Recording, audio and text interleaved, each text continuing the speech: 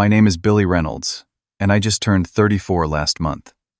15 years ago, I came home from school to find an empty house and a handwritten note saying, "You'll figure it out."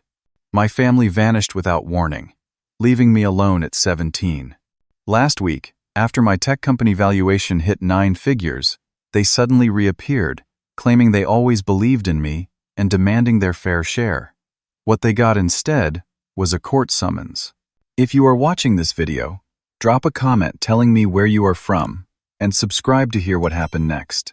I grew up in Portland, Oregon, with my parents Frank and Linda Reynolds, my older sister Samantha, and my younger brother Kevin. We lived in what I would call a middle-class neighborhood. Nothing too fancy, but comfortable enough. My dad worked as an investment broker at a local firm, and my mom sold real estate. On the surface, we seemed financially stable, but there were issues I was too young to fully understand at the time. My grandfather on my mom's side was the one person who really encouraged my interest in computers. When I was 10, he gave me my first desktop computer. It was already outdated, but I was fascinated. While other kids were playing sports, I was taking apart and rebuilding that old machine in my bedroom. Grandpa would visit on weekends and teach me basic programming. He passed away when I was 13, but those lessons stayed with me. In our family, I was always the mediator. Dad had a temper, Mom was passive-aggressive, Samantha knew how to push everyone's buttons, and Kevin was constantly in trouble at school. Somehow I became the family diplomat, the one who could calm Dad down or get Mom to stop giving everyone the silent treatment. Looking back, it was way too much responsibility for a kid, but I thought it was normal. By 14, I had started my first little business fixing neighbors' computers and building simple websites for local shops. I charged $20 to remove viruses and $50 for basic websites. My parents called it just a phase and kept pushing me to focus more on traditional career paths. Dad wanted me to follow him into finance, claiming that was where real money was made. I would smile and nod, then go back to coding in my room. The family dynamics were pretty clear. Samantha was the golden child. She was athletic, popular, and got straight, as without seeming to try. My parents attended every one of her soccer games and swimming meets. They showed off her trophies to anyone who visited. Kevin was the troublemaker, always getting suspended or caught smoking behind the school. He required constant attention and interventions. I was reliable. The one they didn't worry about. The one who could figure things out on his own. Despite the dysfunction at home, I excelled academically. By junior year, I was taking AP classes and had my sights set on MIT. My guidance counselor thought I had a real shot with my grades and extracurriculars. I worked part-time at an electronics store to save for college. Every paycheck, I would deposit 70% into my savings account. I was up to almost $9,000 by my 17th birthday. What I didn't realize was that my parents had been borrowing from my college fund. Occasionally, Dad would mention needing a small loan for a business opportunity. He promised generous interest when he paid me back. Those repayments never materialized, but I was too trusting to question it. We still went on annual family vacations to the Oregon coast. We still celebrated birthdays and holidays together. Mom still made Sunday dinners where everyone had to attend and pretend we were the perfect family. These traditions created a false sense of security that I completely bought into. There were signs something was wrong. Hushed phone conversations that ended when I entered the room. Mom coming home with expensive new clothes when they had just told me they couldn't contribute to my college fund that month. Dad working increasingly late hours and being evasive about his clients. I noticed these things but dismissed them, thinking all families had their secrets. During my senior year, I received my acceptance letter from MIT, along with a substantial scholarship. It wouldn't cover everything, but combined with my savings, it made my dream school possible. My parents seemed genuinely excited for me. Dad took us all out to the fanciest restaurant in Portland to celebrate. Mom kept saying how proud she was. Looking back, their enthusiasm should have been a red flag, considering how they had previously dismissed my tech ambitions. The night before everything changed, we had another family dinner. Mom made my favorite meal, lasagna from scratch. Everyone was in unusually good spirits. Even Kevin wasn't sulking. Dad opened an expensive bottle of wine and let me have a glass, saying I was practically a college man now. Samantha told stories from her freshman year at UCLA. It felt perfect. Too perfect, as I would soon discover. The next day started like any other Thursday. I went to school, then headed to my part-time job at the electronics store. It was a normal 6-hour shift. I helped customers, restocked inventory, and fixed a display model that had crashed. Nothing indicated that my life was about to implode. I got home around 7:30 that evening. The first thing I noticed was that both my parents' cars were gone from the driveway. That wasn't completely unusual. Mom sometimes showed houses in the evening, and Dad often worked late, but something felt off as I approached the front door. When I stepped inside, the wrongness hit me immediately. The house was eerily quiet. The living room, which had always been cluttered with magazines, mail, and family photos, was bare. The walls that had been covered with framed pictures now showed only empty hooks and slightly discolored paint where frames had once hung. The couch was still there, but all the decorative pillows and throws were gone. I called out, "Hello? Mom? Dad?" No answer. I moved through the house room by room, my heart beating faster with each new discovery. The kitchen cabinets were half empty. My parents' bedroom had been stripped of personal items. Clothes, jewelry, toiletries all gone. My siblings' rooms were in a similar state. Only my room remained untouched. On the kitchen counter, I found a single sheet of paper with my mother's handwriting. "Billy, you'll figure it out. The utilities are paid through the end of the month." That was it. No explanation, no contact information, no goodbye. I spent the next hour frantically calling every family member. Mom's cell went straight to voicemail. Same with Dad's. Samantha didn't answer. When I finally reached my aunt in Seattle, she seemed confused and said my parents had mentioned relocating for a job opportunity, but she thought we were all going. She hadn't heard anything about them leaving me behind. After the initial shock, I started looking for answers. In my dad's home office, which was now empty of his computer and files, I found a bank statement they had missed. It showed my college savings account had been emptied 3 months earlier. Almost $15,000 gone. The document had my forged signature on the withdrawal slip. I drove to our local bank the next morning and discovered more horrifying news. The account I had been depositing my paychecks into was nearly empty. It should have contained over $9,000. The balance was $47.20. The teller showed me withdrawal records spanning the last year, all with my signature that I never signed. Back at the house, I discovered a stack of overdue mortgage notices hidden in the back of a desk drawer. They were 6 months behind on payments. There was a foreclosure notice dated for the following month. They had known for half a year that we were losing the house. The final blow came when I checked my credit report at the suggestion of my manager at work. 3 credit cards had been opened in my name shortly after my 18th birthday. All were maxed out with purchases I never made. My credit score was destroyed before I had ever used credit myself. That first night alone in our nearly empty house was the lowest point in my life. I sat on my bed, surrounded by the only possessions my family had left me with, and broke down completely. The betrayal was so absolute, so calculated. They had planned this for months, maybe longer. They had stolen my money, ruined my credit, and abandoned me without a backward glance. And my mother's note made it clear they expected me to just deal with it on my own. I tried filing a police report the next day, but the officer was dismissive. "Sounds like a family matter," he said, barely looking up from his computer. When I mentioned the identity theft, he suggested I would have to prove I hadn't authorized my parents to open those accounts. Since they were my legal guardians until recently, it would be difficult to pursue charges. In less than 24 hours, I had gone from a college-bound senior with savings and a supportive family to a homeless teenager with crushing debt and no safety net. My entire future had been stolen along with my money. MIT was now a fantasy I couldn't afford. Even community college seemed out of reach with the financial mess I was facing. That night, I sat on the porch steps and watched the sunset over the neighborhood where I had grown up. I allowed myself one night of complete despair. Then I made a promise to myself that would shape the next decade of my life. I would survive this.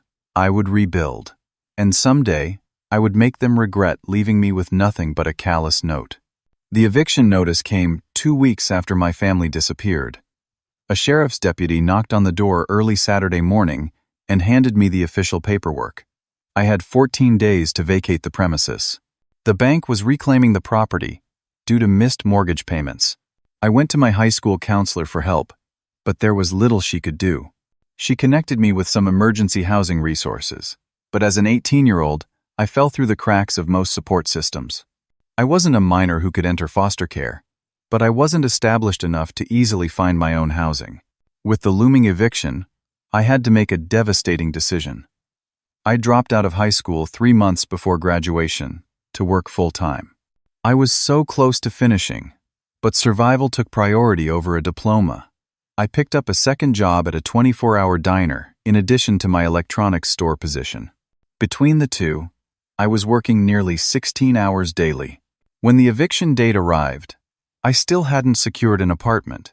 No landlord wanted to rent to someone with ruined credit and no rental history.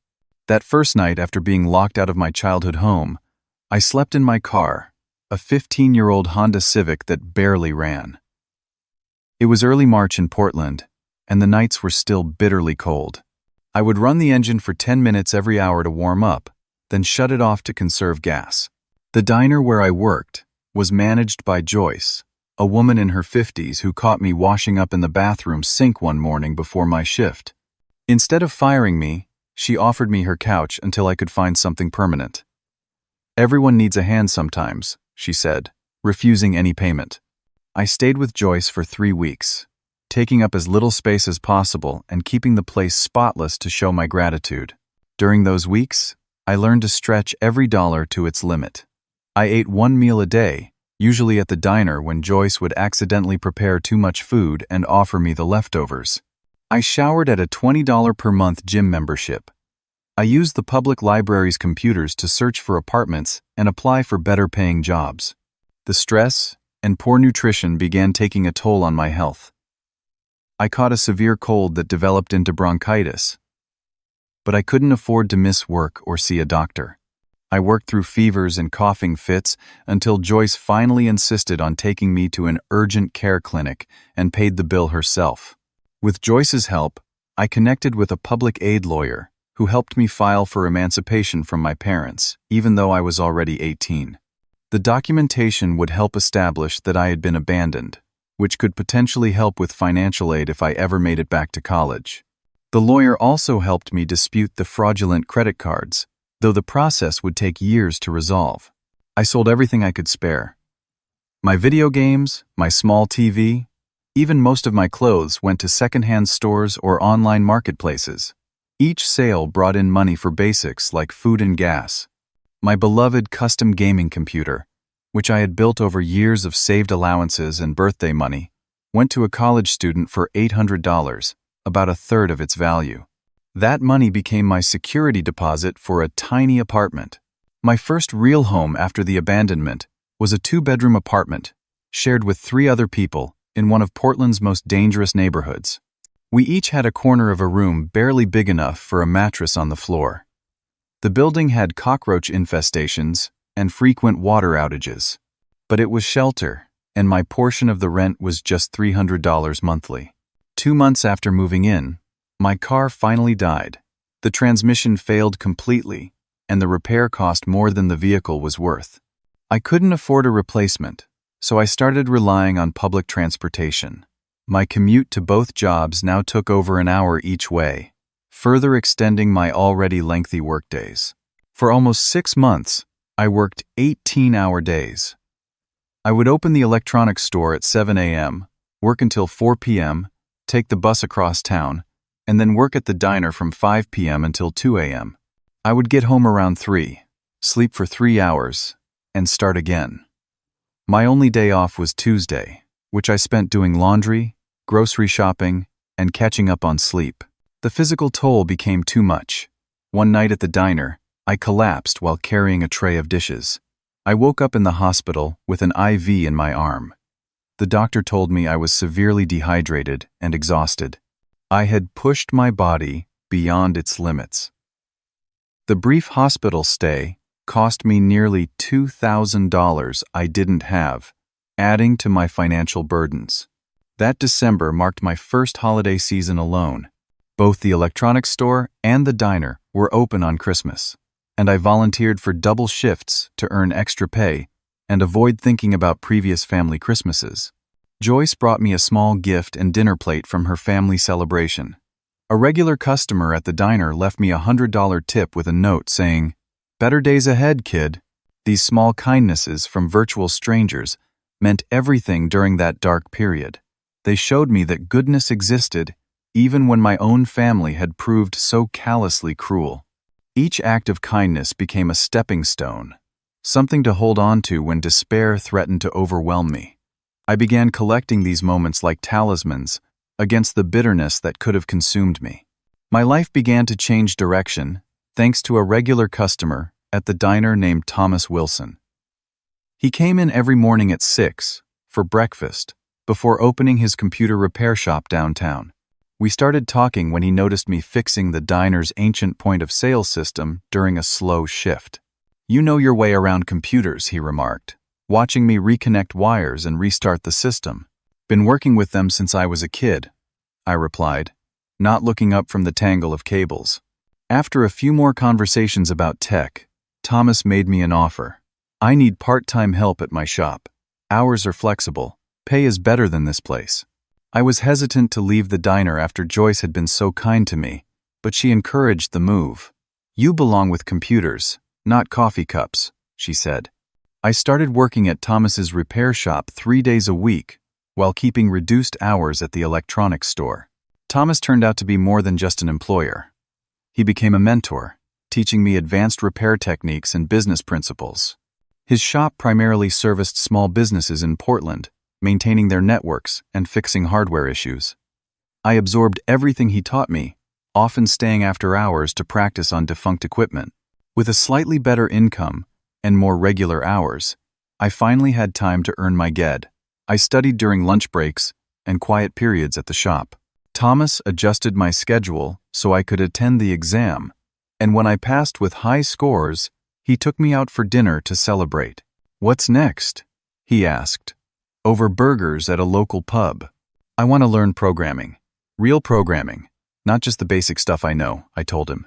The next day, Thomas brought in a stack of programming books and cleared space in the back room of his shop. "Your classroom," he said simply. For the next few months, I spent every spare moment teaching myself Java, Python, and web development languages. As my skills improved, Thomas began introducing me to his business clients. "Billy can build you a better inventory system than that overpriced software you're using," he would tell them. My first freelance web design client paid me $500 to build a simple e-commerce site. It took me 3 weekends, but seeing that money deposited directly into my new business account was incredibly satisfying. I created a strict budget tracking system to manage my improving finances. Every dollar had a purpose, with significant portions allocated to debt repayment and savings. I lived as frugally as possible, still haunted by the memory of having everything taken away overnight. After a year at Thomas's shop, I had saved enough to move to a better apartment with just one roommate, a nursing student named Marcus who kept to himself and respected my space. The neighborhood was safer, and I could walk to a nearby bus line that went directly downtown.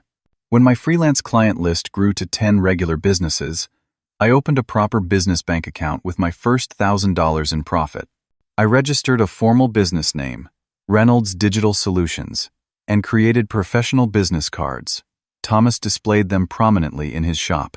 I began developing specialized software for local restaurants, medical offices, and retail shops. Each solution was customized to their specific needs, which justified higher prices than off-the-shelf software. Word spread about my services, and clients started referring their business associates to me. While continuing to work for Thomas, I enrolled in night classes at the community college, focusing on business management.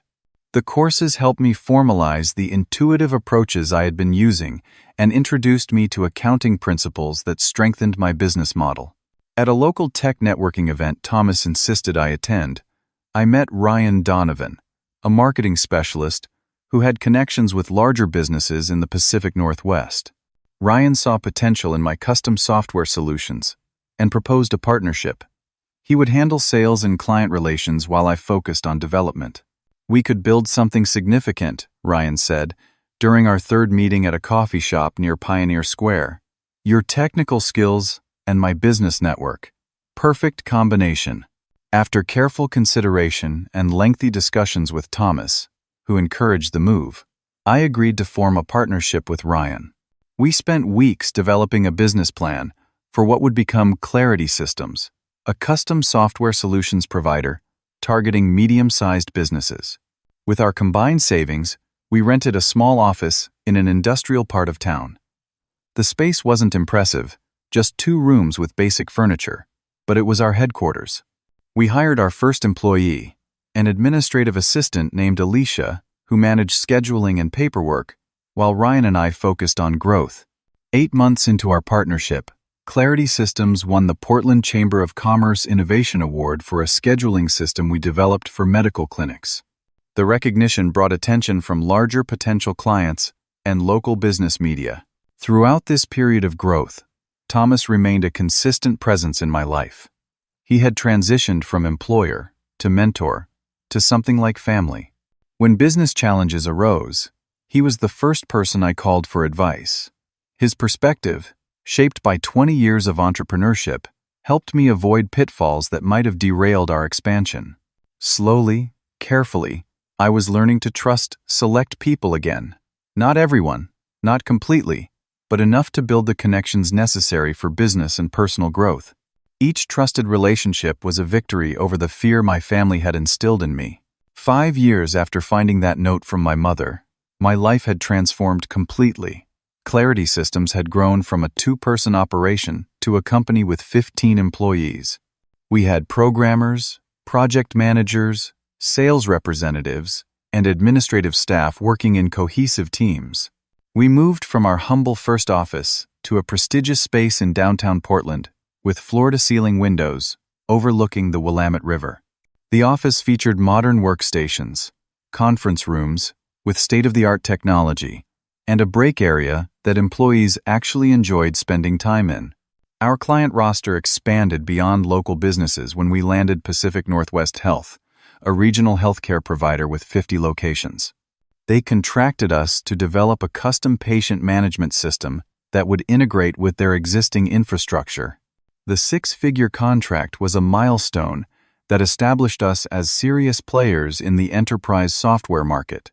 The foundation of our success was a proprietary software platform I had developed during countless late nights and weekends. It allowed for rapid customization of business applications without starting from scratch for each client. This dramatically reduced development time while maintaining the personalized approach our clients valued. A regional business magazine featured me in their annual 30 Under 30 issue, calling Clarity Systems a rising star in the tech ecosystem. The article detailed our growth trajectory and innovative approach to business software. I kept a framed copy in my office, not out of vanity but as a reminder of how far I had come. With financial stability firmly established, I purchased my first home in the West Hills, an upscale neighborhood with views of the city. The 3-bedroom house was more space than I needed, but it represented security that no one could take away.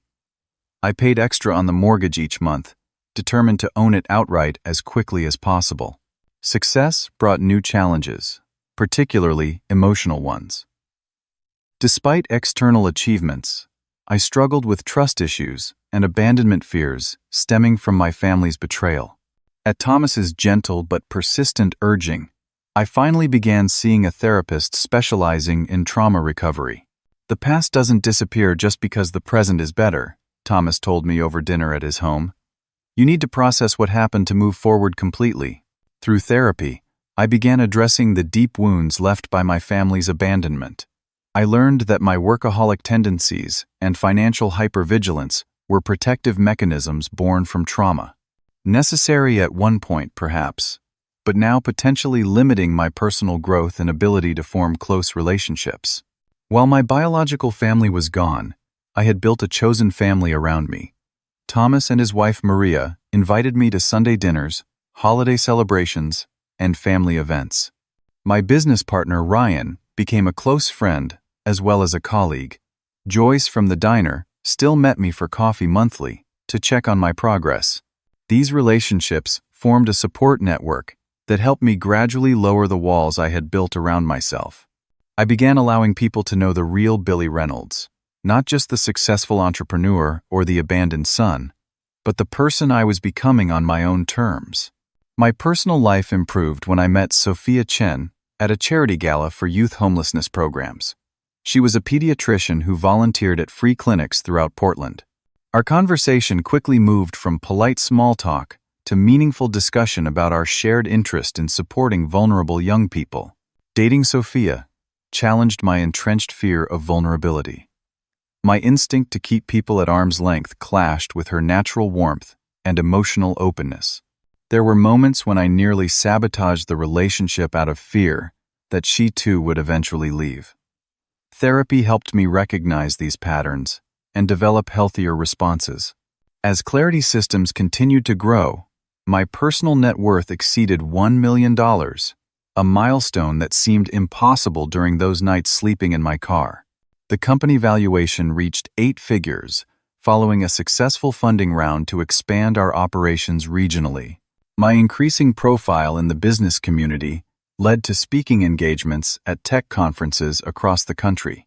I would share insights on software development and business growth, carefully avoiding personal details about my background. The professional success story was public. The abandonment remained private. With financial security established, I founded the Reynolds Opportunity Foundation, focusing specifically on youth homelessness and supporting young adults aging out of foster care. The foundation provided emergency housing, educational grants, and entrepreneurship mentoring for young people facing situations similar to my own experience. Clarity Systems received regional recognition at the Pacific Northwest Technology Awards for our innovative approach to business software integration. The award highlighted our company culture as much as our technical achievements, noting our commitment to work-life balance and employee development. Our expansion into the national market began with opening a satellite office in Seattle and hiring a business development team focused on California prospects. The growth was carefully managed, reflecting lessons I had learned about financial prudence and sustainable development. Behind the successful exterior, I still sometimes struggled with imposter syndrome and the lingering fear that everything could vanish overnight. I maintained emergency funds, backup plans, and contingency strategies that went far beyond normal business practices. My financial advisor called me pathologically prepared, which I took as a compliment rather than the concern it was meant to be.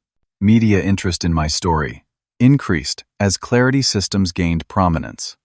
Business journalists requested interviews focusing on my journey as a self-made entrepreneur. I would share carefully edited versions of my background, emphasizing early interest in technology and the mentorship of people like Thomas. The full truth about my family remained private, a painful chapter I wasn't ready to make public.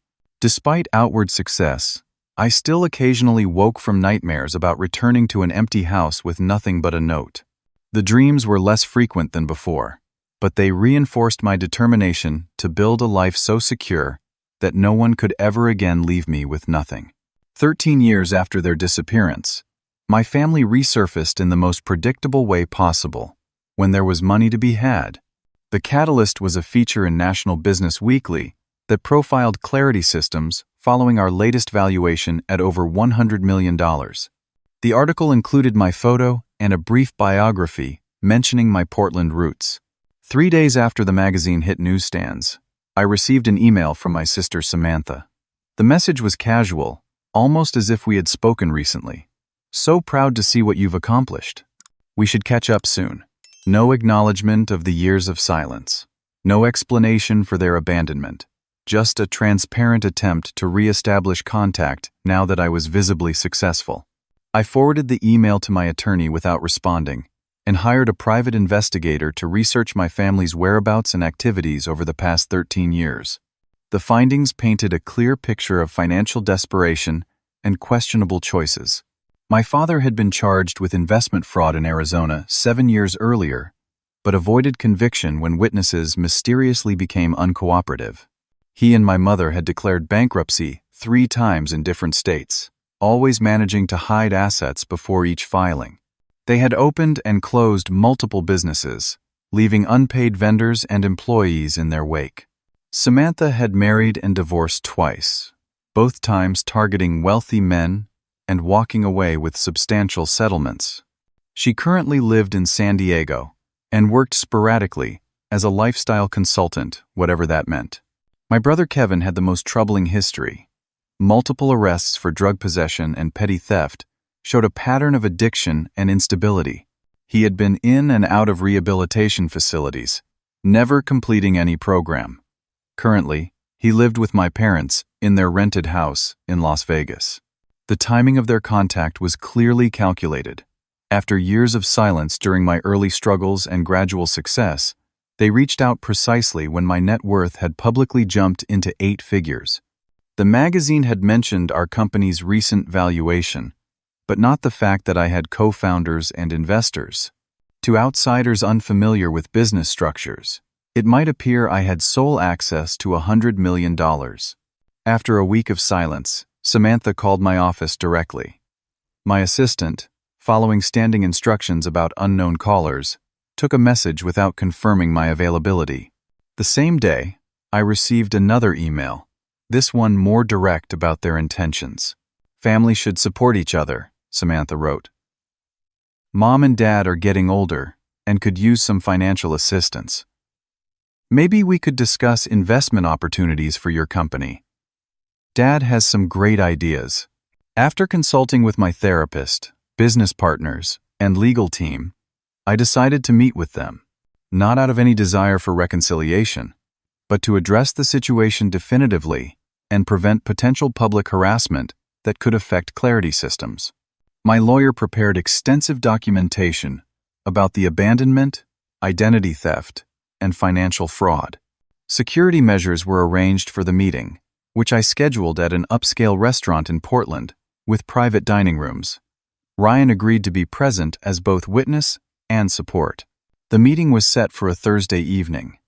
I arrived early with my lawyer and Ryan, taking a private room at the back of the restaurant. 2 security professionals from a firm we had contracted with positioned themselves discreetly nearby. My family arrived 20 minutes late. The years had not been kind to any of them. My father's once imposing presence had diminished. He looked thin and haggard despite his expensive suit. My mother had aged well beyond her 57 years, with deeply lined features and nervous mannerisms. Samantha maintained a polished exterior, but there was a hardness to her expression that was new.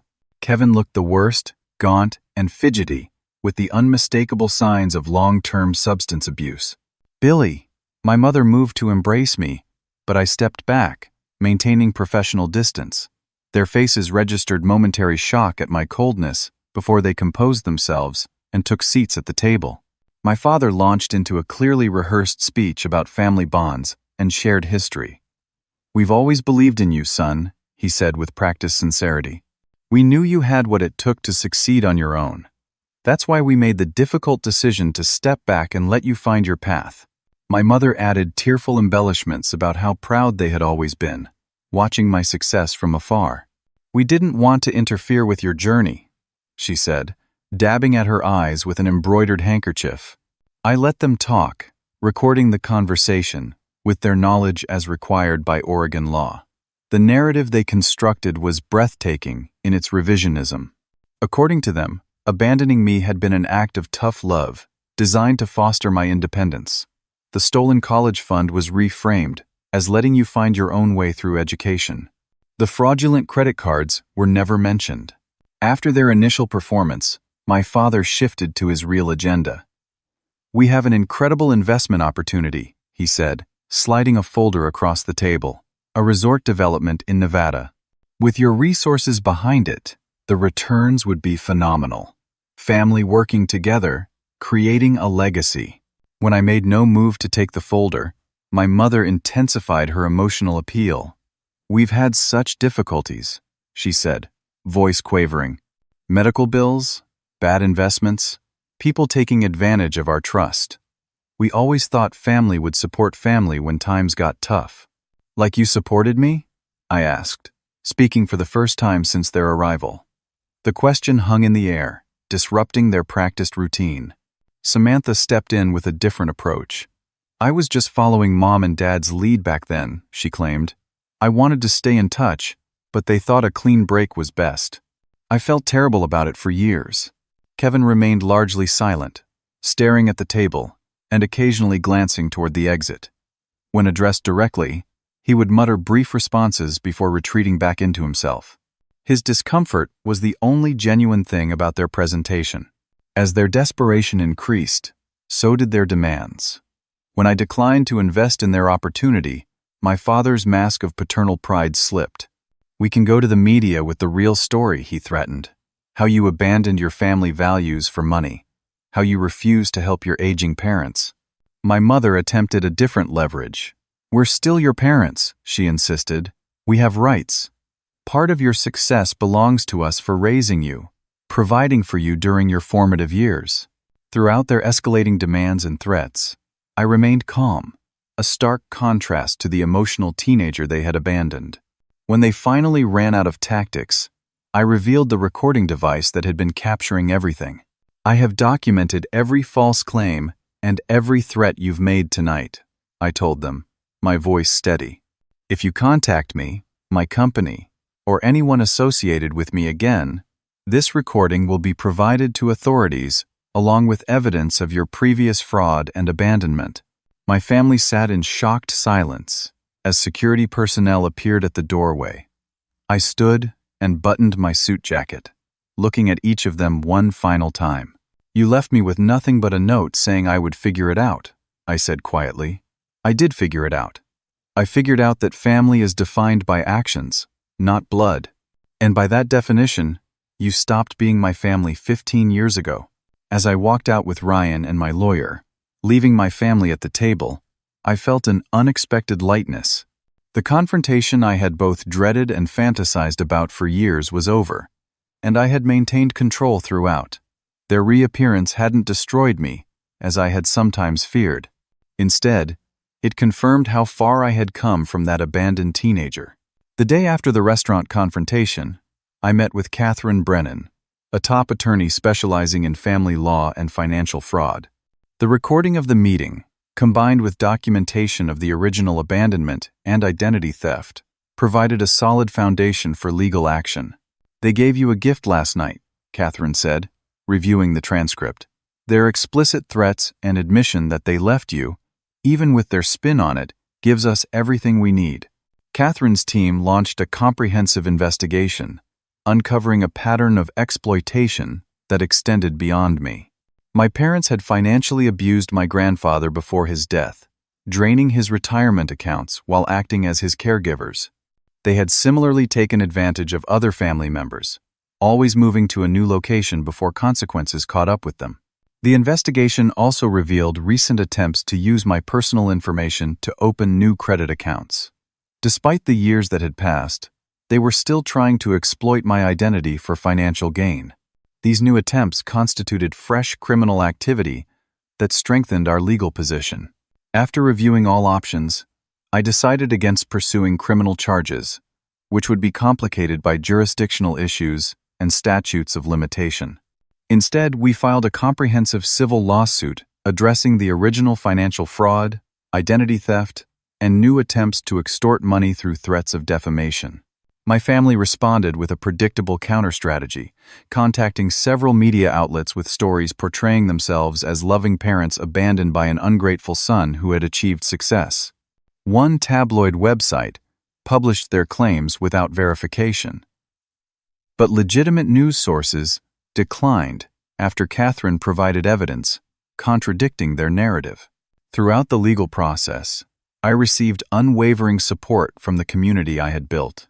Thomas testified about my condition when he first met me, describing a homeless teenager working multiple jobs while dealing with credit fraud. Joyce from the diner provided a statement about finding me washing up in the restaurant bathroom. Former roommates and colleagues contributed their observations from those early struggling years. The court proceedings revealed the full extent of the abandonment in public record. Bank statements showing the emptied accounts. Mortgage documents proving they knew about the foreclosure months before leaving. Credit card applications with forged signatures. The evidence was overwhelming and damning. The judge, an older woman with a reputation for no-nonsense rulings, did not hide her disgust with my parents' actions. Her written opinion described their conduct as among the most reprehensible examples of parental abandonment and financial exploitation this court has encountered. The final judgment granted everything we had requested: a permanent restraining order prohibiting contact with me, my business associates, and employees, financial damages covering the stolen college fund, plus 15 years of interest, additional punitive damages for the identity theft and credit fraud. The judgment totaled nearly $300,000, secured by liens against any future assets or earnings.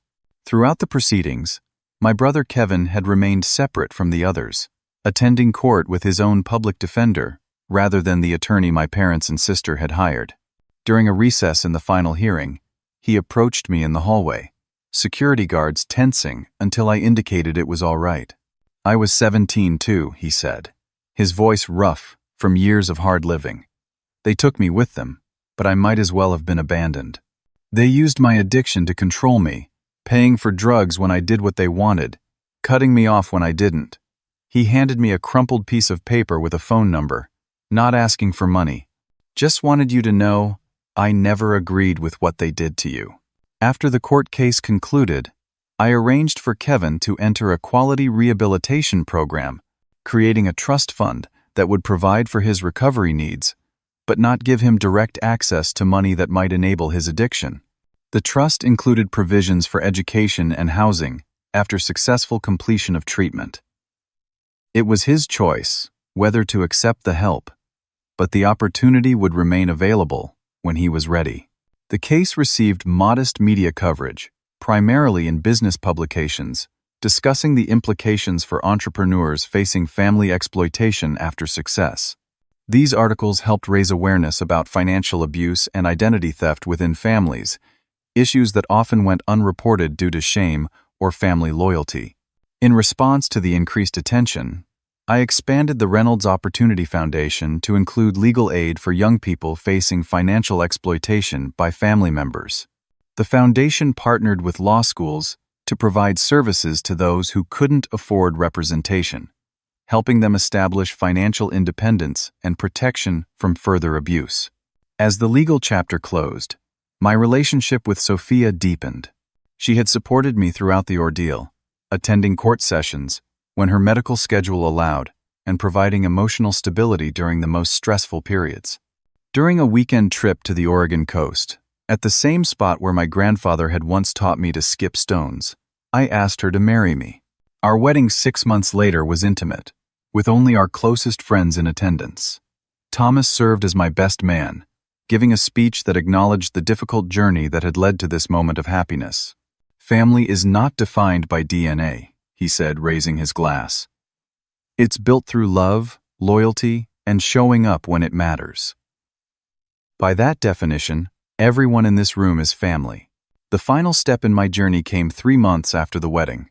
With Sophia's encouragement, I wrote a letter to my parents that I never intended to send. The letter acknowledged the pain they had caused, but also expressed that I had found peace despite their actions.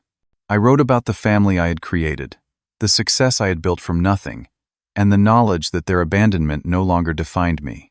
I forgive you, I wrote in the conclusion, not because you deserve forgiveness, but because holding on to bitterness would give you power over my happiness that you no longer deserve. I release you from my life completely, with the hope that you find whatever you're searching for, without causing others the pain you caused me. After reading the letter aloud to Sophia and my therapist, I burned it in our backyard fire pit, watching the ashes rise into the night sky. The ritual marked my final emotional separation from the people who had once been my family. Today, 15 years after finding that note, I define family by actions rather than blood. Thomas and Maria are the parental figures who attend holiday dinners and celebrate our successes. Ryan and his wife are the siblings who support us through challenges. Our circle of chosen family continues to grow, built on mutual respect and genuine care rather than obligation. The Reynolds Opportunity Foundation has now helped over 200 young people establish independence after family abandonment or aging out of foster care. Each success story heals a small part of that 17-year-old boy who once slept in his car with nothing but a note telling him to figure it out. I did figure it out. I figured out that we can rebuild from nothing. That success is the best response to abandonment. That chosen family can fill the void left by those who failed us. Most importantly, I figured out that our worst experiences don't define us unless we allow them to. What about you? Have you ever had to rebuild after someone let you down or abandoned you? How did you handle it? Share your story in the comments below. If my journey resonated with you, please subscribe to hear more stories of overcoming adversity. Like and share this video if you know someone who needs to hear that it's possible to rebuild after betrayal. Thank you for listening, and remember, family is earned, not given.